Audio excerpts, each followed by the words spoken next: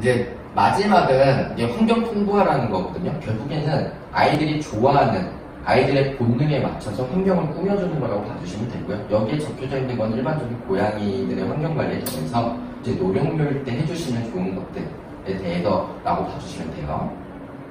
첫 번째는 화장실이에요.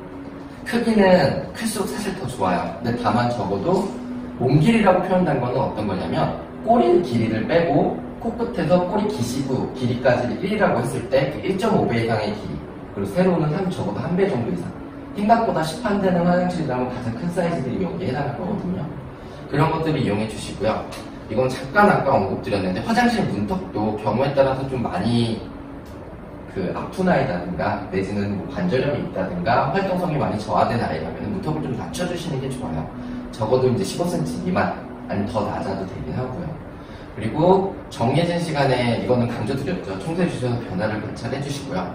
화장실 수는 많으면 더 좋아요. 언급드린 대로 움직이기 어렵거나 아파하거나 활동성이 떨어질수록 가까운 쪽에 화장실이 있는 게 좋거든요. 그리고 이제 조용한 곳. 그리고 요거는 이론상으로는 논문상으로는 이렇게 알려져 있어요. 한 3년에 한 번씩은 새 걸로 교체를 하라고. 그렇게 조금 봐주시면 되고요. 밥이랑 물그릇은 따로 두시는 게 좋고요. 그릇은 입구가 넓은 게 좋아요. 그러니까 짜증이 늘어난 아이들 있잖아요. 가뜩이나. 근데 얘네들이 수염이 나 있잖아요. 이게 수염이 먹는데 닿아버리면은 그것도 아이들이 짜증이 내게 돼서 5번 먹었고 3번 먹고 일어나고 그러거든요. 그리고 이것도 비슷하긴 합니다. 최대한 여기저기 두시면 좋고요. 그리고 아이들에 따라서 그릇의 종류라든가 색깔 스티커가 있는 아이들이 있어요. 혹은 물의 온도에 대한 것도 선호도가 있는 경우도 있고요. 이런 것들도 감안해서 주셨으면 해요. 그리고 분수형을 쓰더라도 어떤 아이들은 그냥 떨어지는 형태를 좋아하는 아이들이 있고 어떤 아이들은 솟구치는 형태를 좋아하는 경우들이 있거든요. 이런 것들은 이제 평생에 걸쳐서 관찰해 주셨으니까 거기에 맞춰서 해주시면 좋을 것 같아요. 그리고 경우에 따라서는 정말 더 심하게 못 움직인다고 하면은 손이라든가 혹은 숟가락이라든가 그릇 같은 거를 직접 입안에 갖다 주시거나 근처에 바로 두시면서 쉽게 먹을 수 있도록 도와주셔야 되실 수도 있어요. 그 다음에 피부랑 피모예요. 질병이든 노화든 간에 아이가 그루밍을 점점 못하게 될 수 있거든요. 그렇게 되면 털 관리를 대신해 주셔야 돼요. 가장 좋은 것들이라고 하면은 돌기가 있잖아요. 고무장갑에. 그러니까 쓰시다가 남은 것도 그냥 버리시지 마시고요. 세척 잘 해주시고 말려주셨다가 물기를 살짝 묻힌 다음에 털면은 고무장갑 거기에 물기가 살짝 있잖아요. 그거를 결방향대로 결반대 방향으로 문질러 주시고 마지막에 다시 풀어주시는 형태로 이제 털을 풀어주시게 되면 마치 그루밍하는 효과가 나타나거든요. 그러니까 그런 식으로 좀 도와주시고 또 시중에 알려진 기능성 브러쉬들이 워낙 많아요. 그런 것도 적극적으로 좀 이용해 주시면 털 관리를 해주시는 게 좋아요. 스트레스 받아요, 아이들이 스스로 못하면서도. 그리고 스크래쳐도 취향에 맞는 거 골라주시고 발톱을 확인해서 잘하고 있는지도 확인해 주셔야 돼요. 취향에 맞다는 얘기는 뭐냐면 어떤 아이들은 수직형 돼 있잖아요. 서서 하는 걸 좋아하기도 하고 어떤 아이들 같은 경우에는 바닥에 있는 걸 좋아하기도 하고요.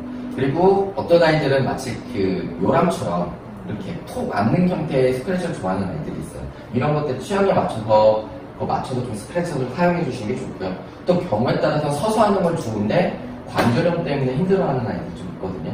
그런 경우에는 이제 낮은 위치에 또 그런 거가 적극적으로 마련해 주셔서 굳이 안 쓰더라도 사용할 수 있도록 좀 도와주신다든가 해주실 필요가 있어요.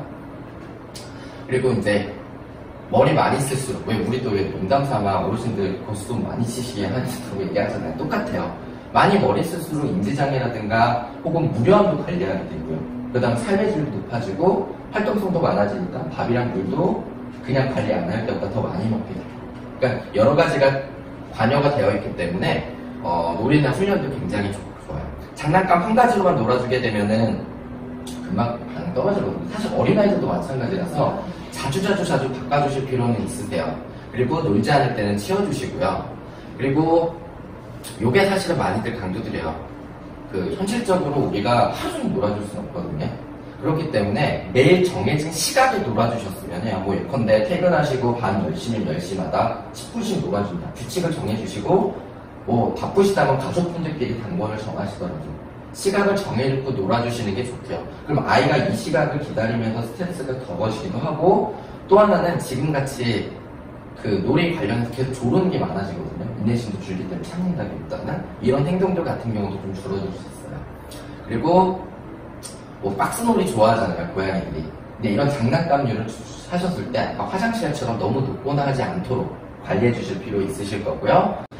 레이저 포인트 같은 경우도 적극적으로 놀아주셨으면 하고요. 그리고 이거는 특별히 시력력으로 볼 수 있어요. 왜냐면 지금 제가 막 하는 것처럼 하게 되면 정상적인 시력이랑 관심을 가진 아이라면 누구따도 눈이 돌아가거든요. 혹은 목도 같이 돌아가기도 하고. 근데 이런 것들이 떨어진다라고 하면 시력이 떨어졌을 수도 있을 거고요. 그리고 콩 같은 거 혹은 캐퍼즈 토이라고 좀 부르는 것들이 있거든요. 그러니까 그 놀이인데 거기 상자라든가 혹은 장난감 속에 구멍 같은 게 뚫어져 있고 그 안에 먹을 거라든가 더 작은 장난감 같은 것들을 넣어주면서 본능을 자극해도 노는 것들을 통칭하는데 그런 행동학적인 용품들 같은 것도 적극적으로 이용해 주시고요. 물론 노령화 되기는 합니다만은 미리 클리커 교육 같은 것도 해주신다면은 노령화 됐을 때도 훨씬 더 재미있게 놀이를 진행할 수 있을 거예요. 그리고 높은 위치에서 주방이나 창밖을 볼 수 있도록 해주시는 게 굉장히 좋아요. 그러니까 고양이가 바닥 생활을 한다는 것들은 그냥 단순히 아래에서 그냥 불편하니까 생활하나 보다가 아니라 전반적인 삶의 질을 낮추게 돼요. 그러니까 움직임이 떨어지고 무료함도 많아지고 밥도 안 먹게 되고 그러다 보면 스트레스 풀 때도 없고 더 쌓이게 되고 그러다 보면 살찌게 되고 다시 움직임 더 떨어지고 이게 악순환이거든요. 사실 그렇기 때문에 높은 데로 올라가는 게 굉장히 중요하고요. 그리고 이건 비단 캣타워 같은 것뿐만 아니라 가구 배치만 좀 신경을 쓰셔도 높낮이는 충분히 만들어질 거예요. 중요한 거는 아파트 저층만 아니라면, 저층이라는 의미는 밖에 고양이가 직접 보이는 건 별로 안 보일 수 있거든요. 저층만 아니라면 창밖을 보일 수 있도록.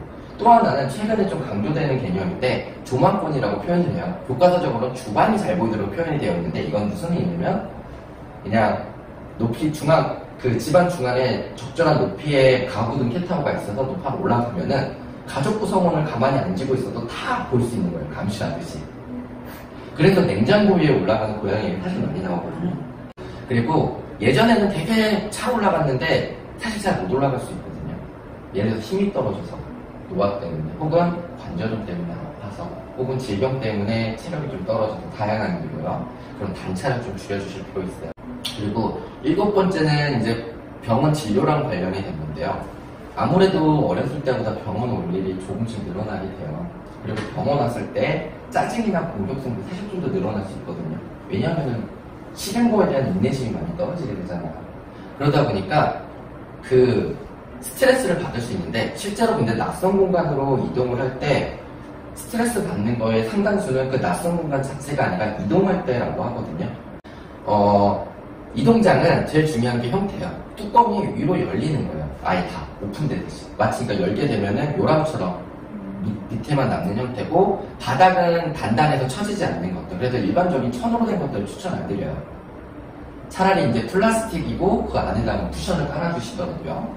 그리고 집에서 이제 두실 때 아이가 올라갈 수 있는 높이 있잖아요. 뭐 예컨대 넓은 책장이니까 그 위에 평소에 이제 크레이트를 놔주시는 거예요. 이동장을. 그리고 그 이동장 자체를 지금 이미 싫어할 수 있거든요.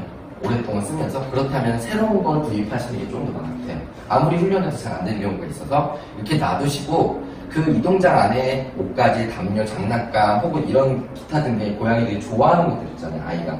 그런 것들 넣어주시고 그 주변에서 먹을 것도 주시고 놀아주시고 하시면서 긍정적인 자극만 계속 해주시고요. 더해서 캣닙이나 맞다따비 같은 것들 반응이 있으면서 이게 사실 근데 흥분제이기 때문에 심장병 혹은 호흡기 질환 같은 소인이 있는 아이들은 사용이 적절치 않거든요. 질병이 악화시킬 수 있어서. 근데 그런 소인이 없다면 이런 것도 사용해 주시고 펠리웨이 같은 고양이 합성 페로몬제 같은 것들도 이용해 주시면서 최대한 익숙하게 만들어 주실 필요가 있으세요. 그리고 실제로 병원 내원하실 때는 그 크레이트를 밖에 보이지 않도록 수건이나 아니면 아이 냄새, 취치가 사람이든 이런 것들이 있는 담요 같은 것도 덮어주실 필요는 있고요. 칫솔 있잖아요. 칫솔 같은 거를 옆에 같은 거 뺨이나 이런 데들 이렇게 쓰다듬듯이 문질러 주시는 게 마치 서로 그루밍 해주는 거 있잖아요. 그런 효과랑 비슷하다라고 해요. 그리고 이동 중이나 내원할 때도 이건 보호자님들께 저도 굉장히 강조드리는 건데 특히 막 결제하시거나 카운터에서 이럴 때 항상 바닥에 내려놓으시는 분들이 있거든요. 근데 벤치 위라도 상관없어요. 무조건 바닥이 아니라 조금이라도 높은 위치에 두시는 게 고양이들이 스트레스를 덜 받아요. 그리고 스트레스 관리에 위해서 펠리웨이라든가 아까 언급드렸던 SQ 레벨이라든가 경우에 따라서 질킨 같은 보조제들의 이용도 좀 고려하시면 좋을 것 같으세요.